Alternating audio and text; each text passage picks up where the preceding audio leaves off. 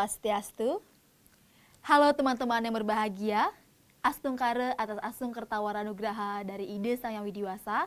Kita dapat melaksanakan mimbar agama Hindu yang akan dipandu oleh saya, Made Dwi Apriliana. Dan nanti akan tayang di channel YouTube kesayangan kita yaitu Ilmu Komunikasi Hindu Reguler 2021. Pada mimbar agama Hindu kali ini, kita akan mengangkat topik mengenai fenomena budaya dan dengan judul Culture Shock Pemuda Hindu di DKI Jakarta. Sebelum kita mendatangkan narasumber yang hebat-hebat, saya akan menjelaskan mengenai fenomena budaya yang akan kita tayangkan nanti di mimbar agama Hindu. Indonesia merupakan salah satu negara yang memiliki luas wilayah yang sangat luas, serta terkenal dengan kesuburan tanah adat istiadat dan penduduk yang ramah tamah. Indonesia juga memiliki beberapa suku yang memiliki budaya yang berbeda-beda. Budaya yang ada tentunya mempengaruhi kehidupan masyarakat, mulai dari pola konsumsi, adat istiadat, yang mempengaruhi kultur kearifan lokal setiap wilayah yang ada. Sehingga inilah yang menjadi daya tarik bagi wisatawan untuk datang ke Indonesia. Kearifan lokal merupakan bagian dari unsur budaya yang dikembangkan menjadi identitas dari sebuah kelompok atau golongan dalam sebuah wilayah. Kearifan lokal selalu menggambarkan tradisi budaya, kebiasaan, selera konsumsi, dan aktivitas keagamaan yang selalu dilakukan menjadi ciri sendi kehidupan masyarakat itu sendiri. Nah, berbicara fenomena budaya, sudah tidak asing lagi untuk kita. Karena seiring dengan perkembangan ilmu pengetahuan dan teknologi, maka semakin sering kita menemukan fenomena budaya itu. Atau kita bisa menemukannya di media digital. Dan sekarang kita akan membahas bersama para narasumber kita tentang fenomena budaya yaitu Culture Shock Pemuda Hindu di Jakarta. Kita akan mendatangkan narasumber hebat mahasiswa Sekolah Tinggi Agama Hindu Dharma Nusantara Jakarta, yaitu Kak Erna Peirisa dan Kak Intan Swastika. Om Swastiastu, Kak Erna Peirisa. Om Swastiastu, Mbak Dwi. Apa kabar? Astungkare, baik. Gimana kuliahnya, Kak? Astungkare, baik. Astungkare. Kak Erna merupakan pemuda Hindu dari Pulau Seram di Ambon ya, Kak? Betul. Di sana disebutnya Hindu Bali atau Hindu apa, Kak?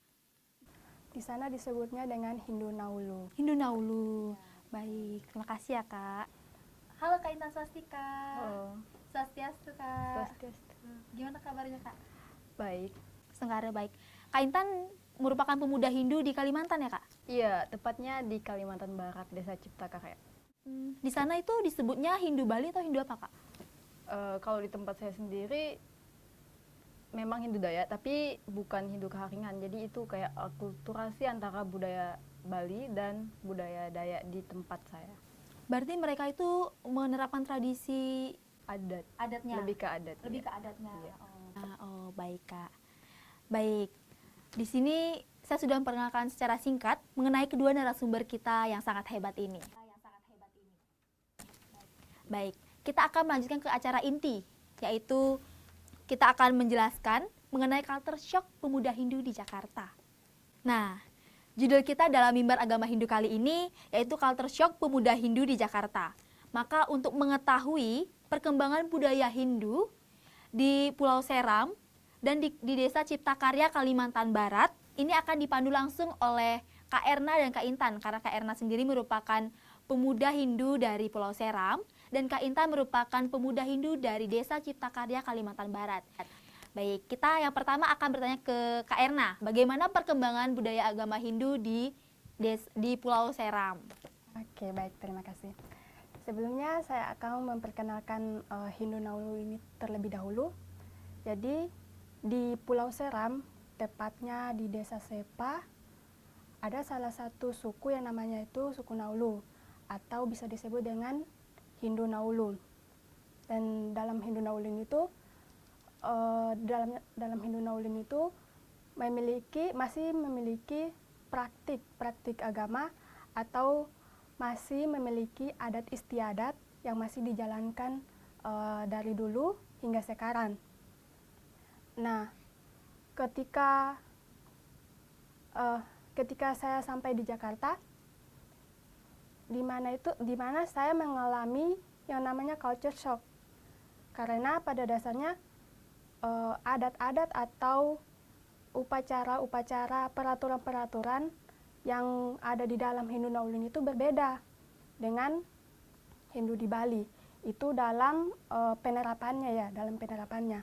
Jadi sesampainya saya di Jakarta, saya melihat budaya baru yang dimana bisa dibilang karena saya sudah di sini, jadi saya mau tidak mau saya harus mengikuti bisa dibilang budaya Hindu Bali. Nah, dari situ maka dari situ Kakak belajar. ya saya belajar dari budaya yang baru saya pelajari ini. Nah, di mana tuh ada persamaannya.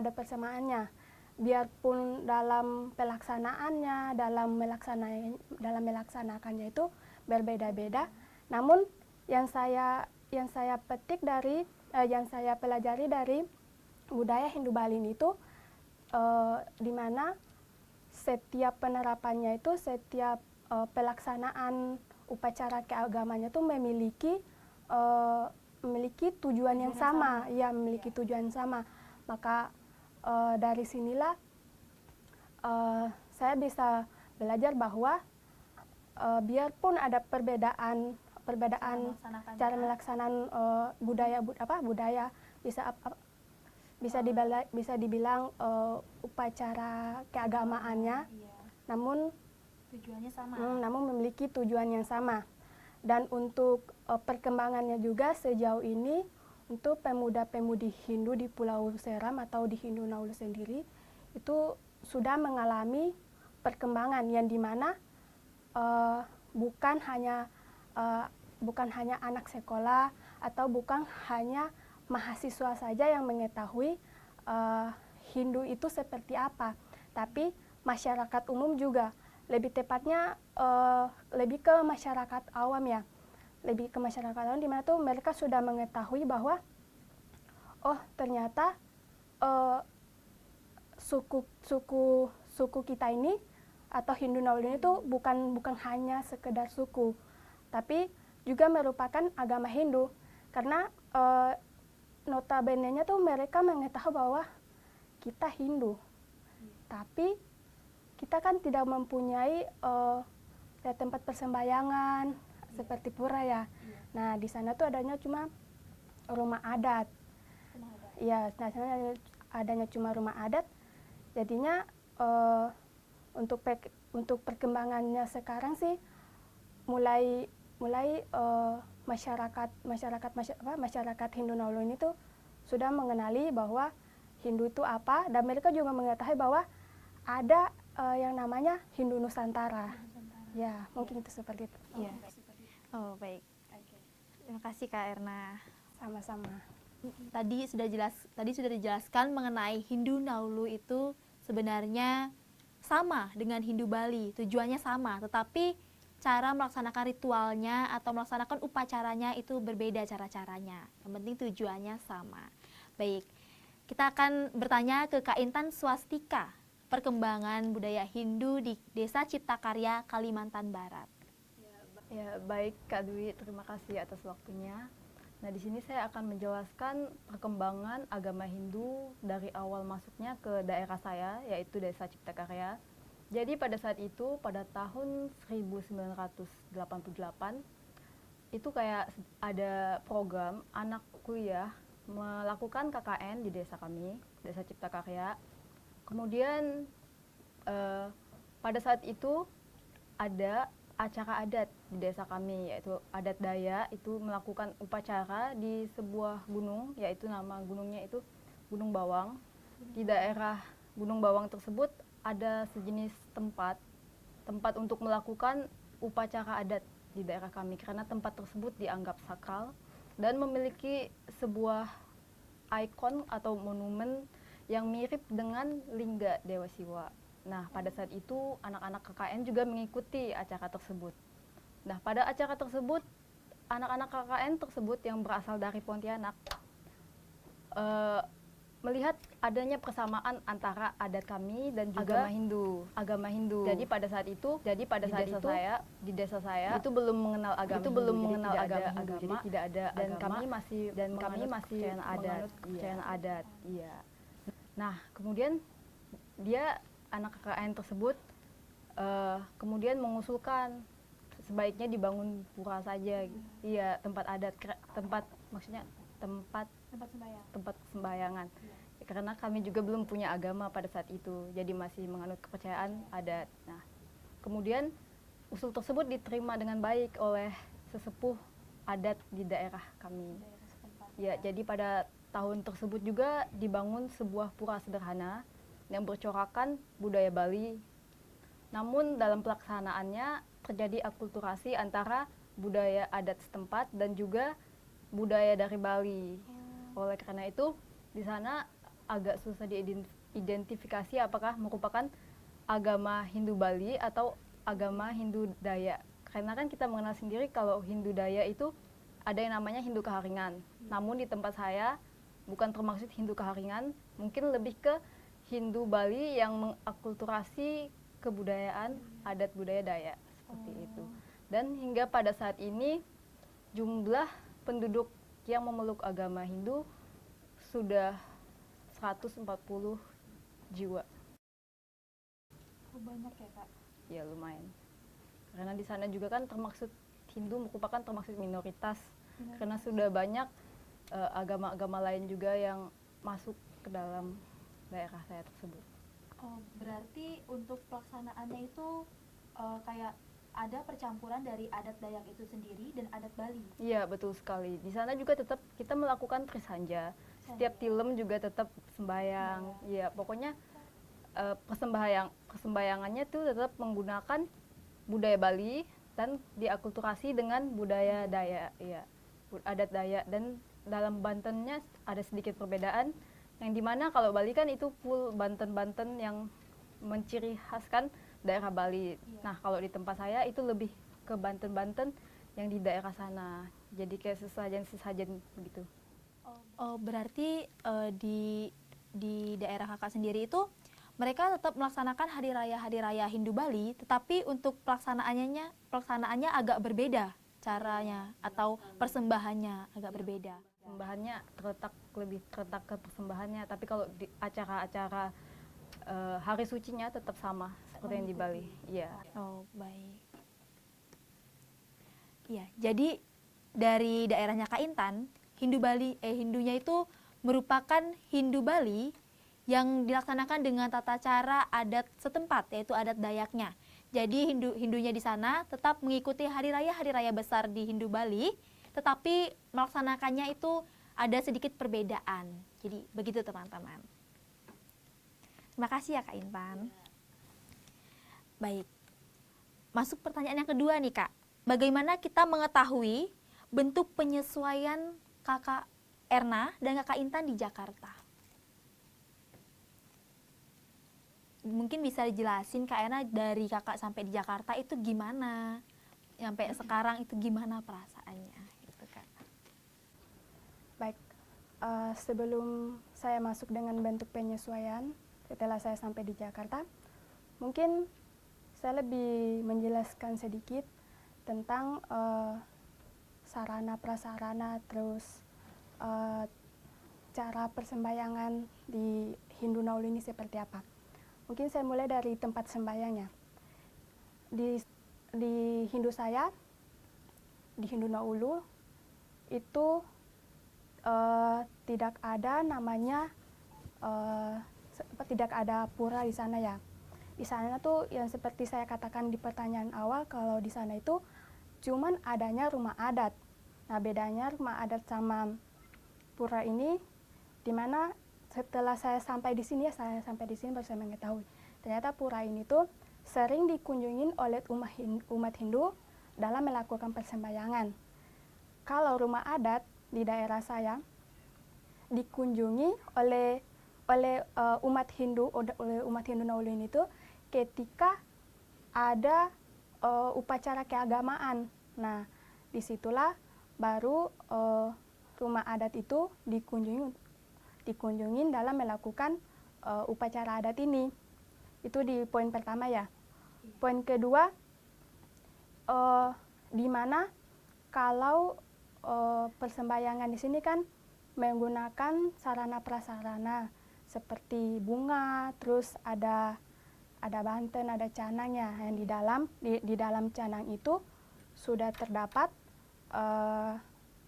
kalau sudah terdapat apa namanya daun sirih sama kapur ya, yang sudah dilengkapi di dalam canang tersebut, yang dinamakan dengan porosan ya betul. Nah, di sana itu untuk pelaksanaan upacaranya itu tidak menggunakan sarana-sarana seperti itu. Di sana tuh lebih ke kalau sudah kalau ada upacara-upacara adat seperti itu, lebih ke menggunakan sirih pinang aja, sirih pinang sama kapur sebagai seserahan. Iya. Dan di sini saya juga lihat kalau umat Hindu Bali dalam melakukan persembahyangan kan pasti menggunakan sarana berlengkap ya, seperti kebaya, terus sentang, kameng. Nah, kalau di Hindu saya itu hanya menggunakan kain sarung sama kebaya. Nah, ketika saya sampai di sini, ya seperti tadi, saya mengalami culture shock, saya bingung. Tapi dengan seiringnya berjalan waktu, saya tinggal di sini, saya mulai mempelajari budaya Hindu di sini yang ada di Jakarta ini. Nah, dari situ ya bisa dibilang saya menyesuaikan di mana saya harus mengikuti mengikuti budaya di sini, karena bisa dibilang karena saya sudah terlanjur di sini, ya mau nggak mau saya harus mengikuti budaya di sini. Jadi kalau ke pura ya harus sih, karena ya kalau ke pura sih saya harus menggunakan kameng, kebaya, sentang seperti umat Hindu Bali pada umumnya. Ya mungkin sih seperti itu penyesuaian saya, Kak. Terima kasih. Tapi Kak Erna jangan sampai menghilangkan budaya dari daerahnya ya. Iya. Jadi satu lagi dari situ ya saya berusaha menyelesaikan sih, saya mendapat gambaran, saya juga memberi persamaan antara Hindu Bali sama Hindu Naulu ini. Iya. Ya, terima kasih ya Kak Erna.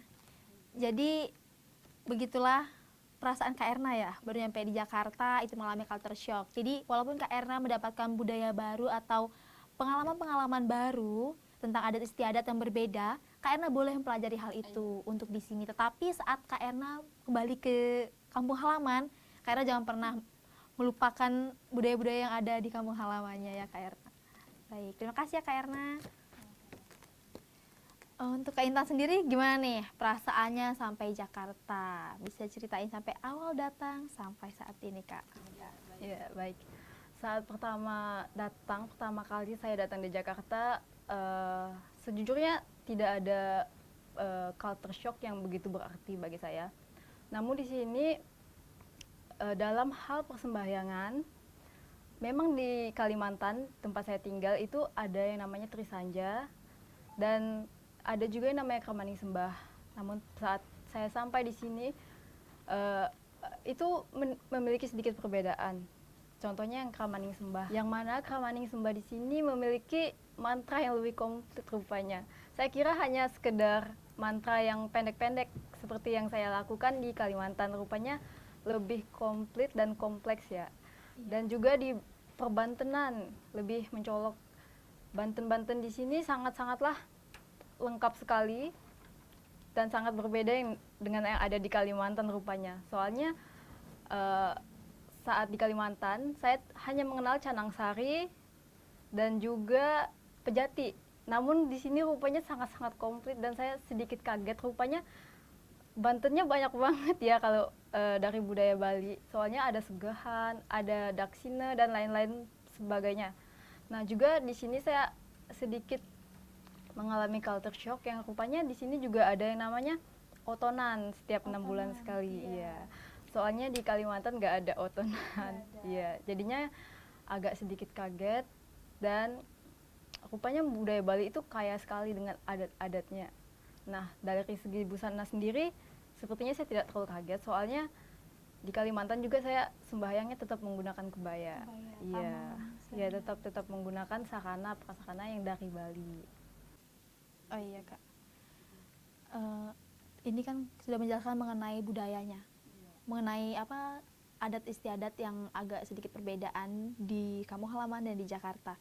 Tapi dari lingkungan Kak, ada nggak yang mengalami culture shock di lingkungan? Iya. Di lingkungan ada dari berbagai macam segi, itu sedikit berbeda ya. Kalau di Kalimantan itu agak sepi, kemudian lebih tenang.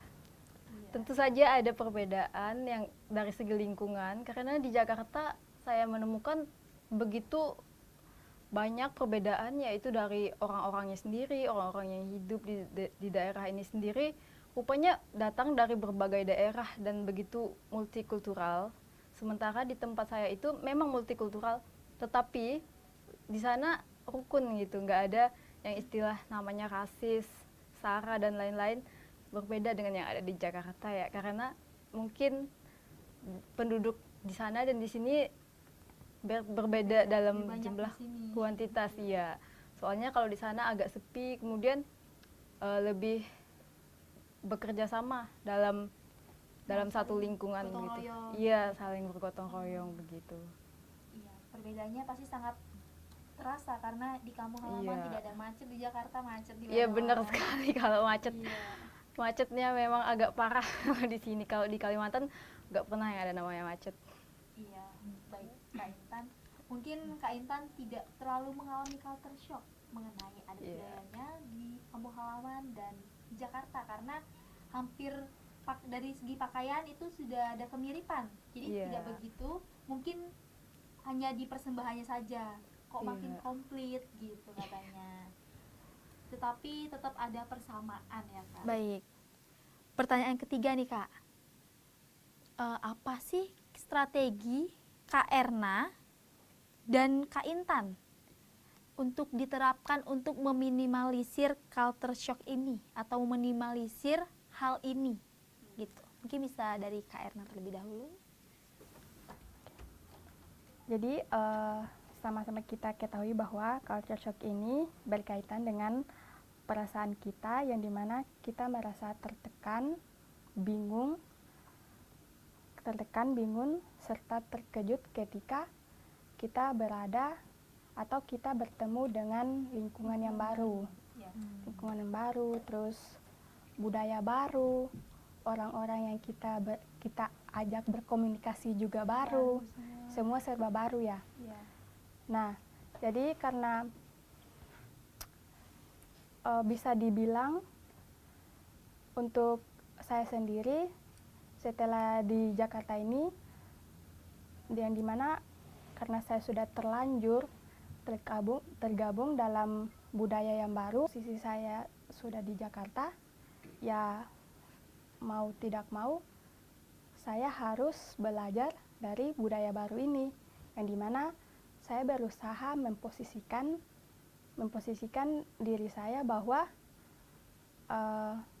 karena saya sudah tergabung di dalam budaya Bali ini, maka ya mau tidak mau saya harus mempelajari budaya ini, mulai dari cara sembahyangnya, terus dari cara berpakaiannya, terus dari sarana prasarana yang digunakan dalam persembahyangan. Biarpun ada culture shock di dalam diri saya setelah saya mengetahui budaya ini, ya saya lebih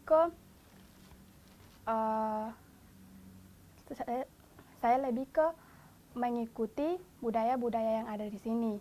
Nah, salah satunya seperti yang tadi saya sebutkan, mulai dari persembahyangannya seperti itu. Nah, dari sinilah saya bisa mengetahui bahwa selain saya mengetahui, saya juga memberi persamaan atau mengkaitkan persamaan antara Hindu Bali ini dengan Hindu di Seram. Dan saya juga berpikir bahwa andaikan kalau saya tidak ke Jakarta, mungkin Hindu Nusantara atau Hindu Bali ini tuh saya tidak mengetahuinya. Yang hanya saya tahu itulah Hindu di daerah saya aja. Adat budaya, tradisi yang ada di daerah saya. Jadi dari sinilah saya mulai, bisa dikatakan saya mulai belajar untuk memberi, ya saya belajar memahami budaya yang di sini. Supaya kalau ketika saya balik ke daerah saya, ya saya bisa bisa menjelaskan bahwa bahwa Hindu Naulu sama Hindu Bali ini itu tidak lebih ke tidak berbeda jauh. Iya, masih ada persamaan, tidak berbeda jauh budayanya. Yang mungkin bedanya ya seperti dari pertanyaan yang awal saya jelaskan bahwa bedanya cuma di cara pelaksanaannya serta sarana prasarananya. Mungkin seperti itu. Baik, Kak Erna. Mungkin strategi dari Kak Intan apa untuk meminimalisir hal culture shock itu? Baik, dari saya sendiri ada beberapa strategi yang telah saya lakukan dan juga menurut saya itu cukup berhasil dalam menangani yang namanya culture shock. Yaitu strategi yang pertama, yaitu kita harus banyak bertanya. Nah, jadi saat kita berada di suatu wilayah tertentu, di tempat yang tentunya berbeda dengan kebudayaan kita yang ada di daerah masing-masing, kita harus bertanya kepada orang-orang setempat, kepada pribumi misalnya, bagaimana budaya yang ada di tempat tersebut. Kita harus tanya lebih awal agar mengurangi culture shock dan kita tahu bahwa di tempat ini oh seperti ini budayanya gitu dari orang setempat yang telah tinggal lama di daerah tersebut begitu. Nah, yang kedua, pada saat ini kan udah era digital ya, tentunya kita memiliki yang namanya smartphone, yang dimana kita bisa menggunakan HP kita untuk mungkin mencari tahu atau searching di Google tentang kebudayaan yang kita tempati pada saat itu. Dan untuk saya cara itu sangat-sangat berhasil dan sangat cocok untuk diterapkan oleh kaum-kaum introvert ya. Soalnya tanpa perlu tanya-tanya ke orang, kita googling aja di smartphone kita. Nah, itu kita bisa langsung mendapatkan informasi yang begitu banyak dari artikel-artikel yang tentunya telah diterbitkan di Google dan bisa diakses oleh semua orang tanpa kita harus berkomunikasi dengan orang banyak.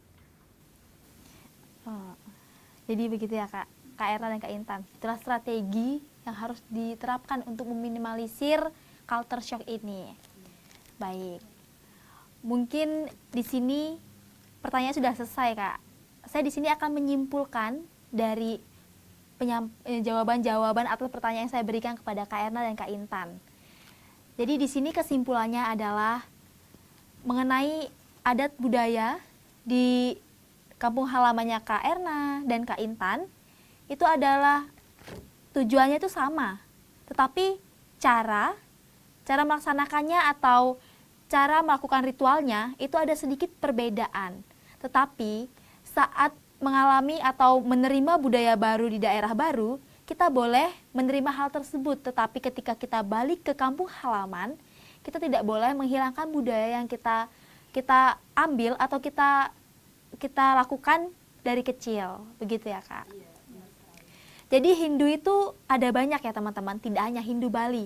Hindu itu ada Hindu Nusantara, yaitu ada Hindu Naulu, dan ada Hindu dari yang menerapkan Hindu Bali, tetapi melakukan ritualnya dengan Hindu Dayak. Sedikit perbedaan, tapi tujuannya sama. Jadi demikian mimbar agama Hindu pada hari ini. Terima kasih untuk Kak Erna dan Kak Intan atas sharing yang sangat bermanfaat untuk teman-teman sekalian. Baik, kita tutup dengan Paramasanti. Om Santi, Santi, Santi, Om. Terima kasih ya Kak.